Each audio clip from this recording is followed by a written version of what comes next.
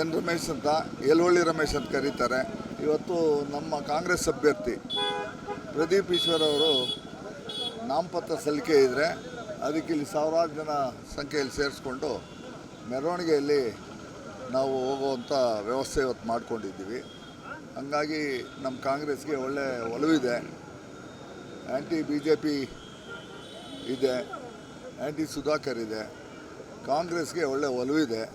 ಯಾಕಂದರೆ ಇವತ್ತೇನು BJP ಸರ್ಕಾರದಲ್ಲಿ 40% ಕಮಿಷನ್ ತಗೊಂಡು ಬರೀ ಸುಳ್ಳನ್ನೇ ಹೇಳ್ಕೊಂಡು 10 ಸಾರಿ ಸುಳ್ಳು ಹೇಳಿದ್ರೆ ಅದನ್ನೇ ಸತ್ಯ ಮಾಡೋಂಥ ವ್ಯವಸ್ಥೆ ಇವತ್ತು BJPಯಲ್ಲಿ ನಡೀತಾ ಇದ್ದಾರೆ.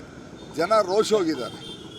ಇವತ್ತು ಕೇವಲ ಮನಮೋಹನ್ ಸಿಂಗ್ ನಮ್ಮ ಕಾಂಗ್ರೆಸ್ ಸರ್ಕಾರ ಇದ್ದಾಗ ಕೇವಲ 400 ರೂಪಾಯಿ ಇತ್ತು ಒಂದು ಗ್ಯಾಸ್ ಸಿಲಿಂಡರ್ ಬೆಲೆ.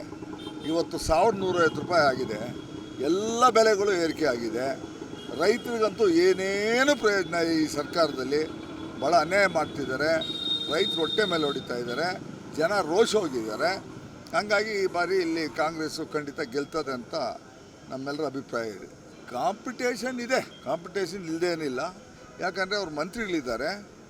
ಈಗ ಡಬಲ್ ಇಂಜಿನ್ ಸರ್ಕಾರ ಇದೆ, ಕೇಂದ್ರದಲ್ಲೂ ಅವರೇ ಇದ್ದಾರೆ, ಇಲ್ಲಿ ಅವ್ರದ್ದೇ ಸರ್ಕಾರ ಇದೆ, ಇವರು ಮಂತ್ರಿಗಳಾಗಿದ್ದಾರೆ.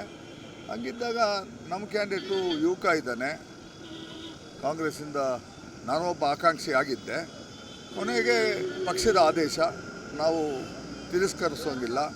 ಪಕ್ಷ ಯಾರಿಗೆ ಟಿಕೆಟ್ ಕೊಟ್ಟರೆ ಅದಕ್ಕೆ ನಾವೆಲ್ಲ ದುಡಿಯುವಂಥ ಒಂದು ತೀರ್ಮಾನವನ್ನು ನಾವು ತಗೊಂಡಿದ್ದೀವಿ.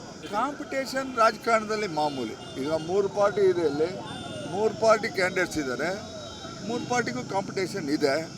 ಆದರೆ ಎಲ್ಲದರ ಮಧ್ಯೆ ನಮ್ಮ ಕಾಂಗ್ರೆಸ್ ಗೆಲ್ಲುವಂಥ ಅವಕಾಶಗಳು ಭಾಳ ಇದೆ. ಪ್ರದೀಪ್ ಈಶ್ವರ್ಗೆ ಇವತ್ತು ಯುವಕ ಇದ್ದಾನೆ.